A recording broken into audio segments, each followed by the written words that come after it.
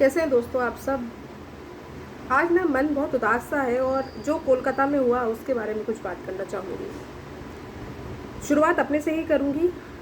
कई बार ऐसा होता है कि मेरी हेयरिंग्स लेट नाइट चलती हैं। कई बार ऐसा होता है कि मुझे रात के 12 बजे तक मेरी हेयरिंग्स कंटिन्यू है। तो जिस संस्थान में मैं काम कर रही हूँ, ये उस संस्थान की रिस्पॉन्सिबिलिटी है कि मेरी सिक्योरिटी को, मेरी सेफ्टी का वो ध्यान रखें। और I have been privileged enough कि मैं जिन भी ऑर्गेनाइजेशंस के साथ काम कर रही हूँ, they take care of my security and safety everything. अब जो कोलकाता में हुआ वो एक जेन्युइनली मर्डर है। आई डोंट नो कि उसको सुसाइड का रूप दिया जा रहा है।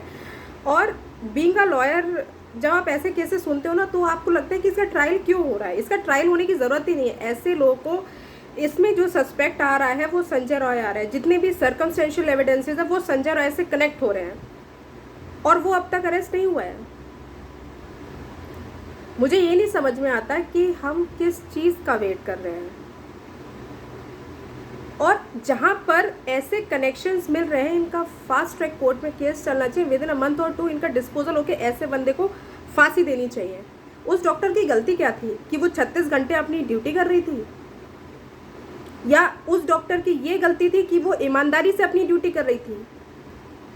मैं लॉयर्स और डॉक्टर्स के प्रोफेशन को बहुत इजीली कनेक्ट कर सकती हूँ, क्योंकि हम दोनों में टाइमिंग्स होता ही नहीं है। Throughout day and night we have to work.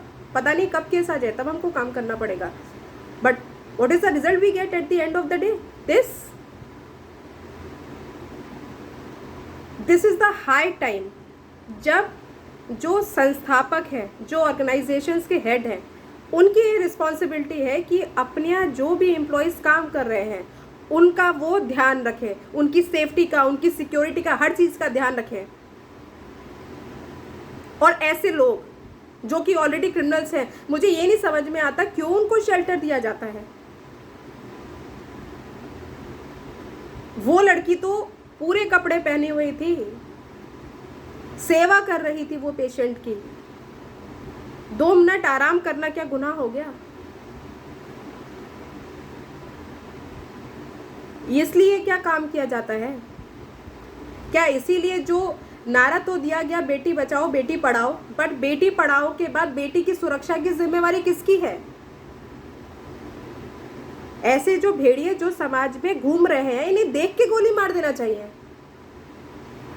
और मैं मेरी सारी महिलाओं से, सारी दोस्तों से यही कहूंगी कि आपको अगर कोई भी सस्पेक्ट ऐसा लगता है ना, आपको लगता है कि कोई आपकी सिक्योरिटी के लिए थ्रेट है, आप जिस भी संस्थान में हो, सीधे आप उसके अगेंस्ट लीगल एक्शन लीजिए। और आपको अगर ऐसा लगता है कि आपके साथ कोई नहीं खड़ा है, तो मैं आपके साथ खड़ी हूँ। मैं आपके साथ खड़ी हूँ और मैं आपकी हर तरीके से सपोर्ट करूंगी, हर तरीके से हेल्प करूंगी। बट ऐसे कोई भी दरिंदा, कोई भी आदमी, कोई भी इंसान अगर आपको आपके ऑर्गेनाइजेशन में, आपके वर्क प्लेस में आपको परेशान कर रहा है, तो मैं आपके साथ खड़ी हूँ। आप उसके खिलाफ एक्शन लीजिए।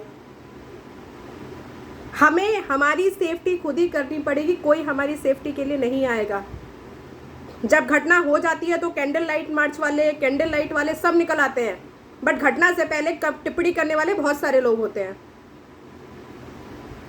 तो दोस्तों, ये रिस्पॉन्सिबिलिटी आपकी और मेरी है कि हम हमारी सेफ्टी खुद करें, और किसी पे हमें हमारा देने की जरूरत नहीं है, क्योंकि कोई हमारी सुरक्षा के लिए नहीं है। अपनी सुरक्षा हमें खुद ही करनी पड़ेगी। और ऐसा कोई भी अगर भेड़िया दिखता है ना, तो उसको जिस तरीके से भी आप ठीक कर सकते हो ठीक करो।